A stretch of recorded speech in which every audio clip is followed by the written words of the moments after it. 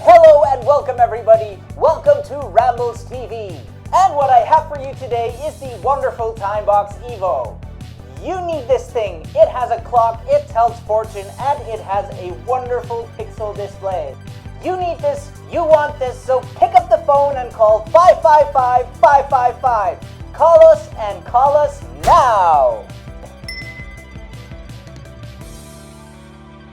Wow, that just happened. What's up guys? It's great to see all of your smiling faces, and if you're new here, I'm Patrick and this is where I ramble about tech and other stuff. And I promise I'm not in the habit of creating these corny infomercials on my channel, but the gadget we're going to talk about today just gives off that 80s retro vibe. And when I think about the 80s, and yes, I am old enough to remember, I think infomercials. So I'm sorry, it had to be done. So let's get right to it. Today I want to talk about this little guy here. It's the Divoom Timebox Evo. What's a Timebox Evo? Well, I'm glad you asked. A Timebox Evo is a gadget, and when I say gadget, I mean gadget. You do not need this thing, but you really want one, don't you? And that, my friends, is called a gadget. And let me be honest with you guys, this is currently my favorite toy. I'm not being paid to say any of this. This is not a sponsored video. Divoom did send me this thing for free to review, but let me assure you, if something sucks, I'll tell you. And of course, not everything about the Timebox is perfect. And we'll get to that in a second. But first, I want to make some of you very happy because I reached out to Divoom and they actually agreed to let me give away 5 of these bad boys to you guys. So we're going to do a little contest and I will explain later on in the video how you can win one. So be sure to stick around for that. So let's ramble. Hold up, place go wild when I pull up. They all on me like at once. So the Divoom Timebox Evo is marketed as a portable Bluetooth pixel art speaker with 256 programmable LEDs. But what it really is a very cool pixel art screen with a bunch of nifty features. And it's also a speaker. The reason why I say it in that order is because the speaker just isn't that great. It's fine, it's definitely better than the internal speakers on my phone, but it's definitely not going to keep a party going, and you don't want to be buying this for its amazing audio quality. Also, the actual speakers face backwards, so you either have to turn it around, but then you would lose all that pixel goodness, or you need to place it as close as you can against a flat surface, like a wall, so it will bounce off of that. So now that we've got all that out of the way, let's have a look at this thing in more detail. So, right out of the box, I have to say it looks really premium. Even the box itself is pretty well designed.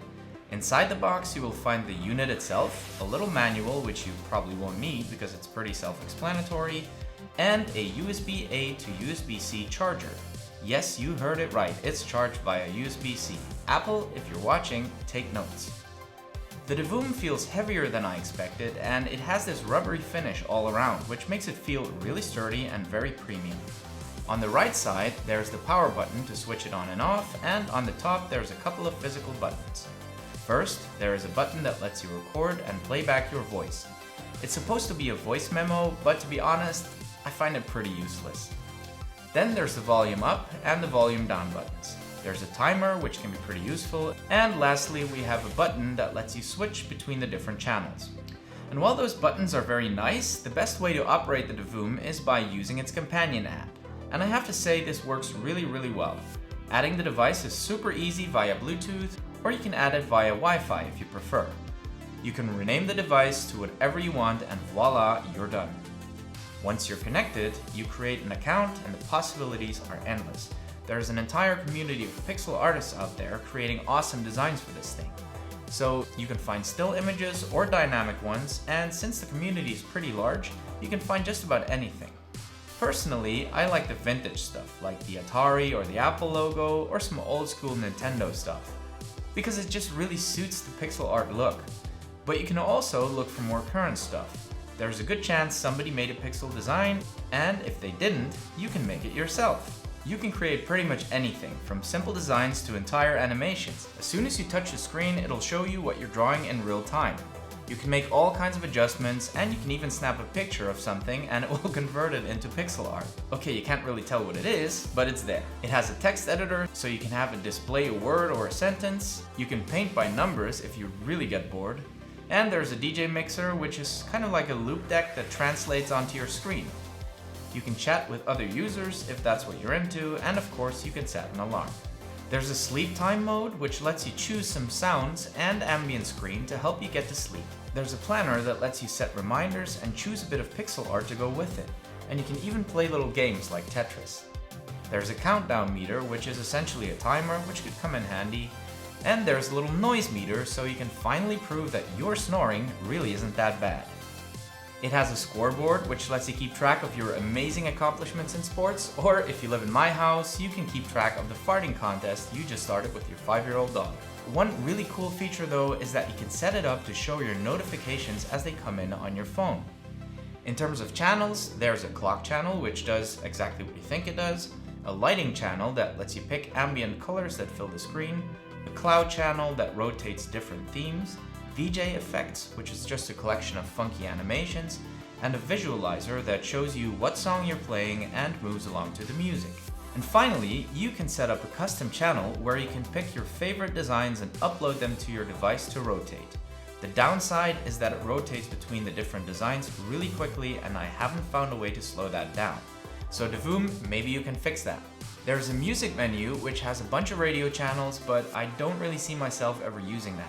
Lastly, it's worth having a browse through the settings menu, as there's a few hidden tricks. You shake your phone to adjust the brightness on the Divoom screen and it actually works. Or clap your hands to turn the device on or off, which could actually come in really handy because the battery life on the Divoom is only 6 hours max. So if you want to use it like I do and keep it on all the time, you're pretty much going to have to leave it plugged in.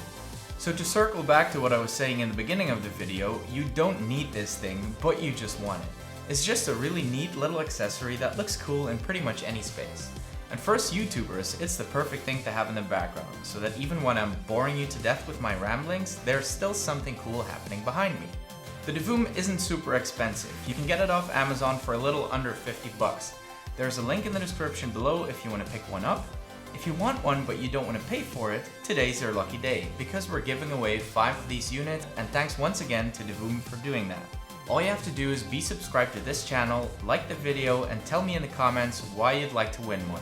That's it for this video. Thank you so much for watching, and see you in the next one.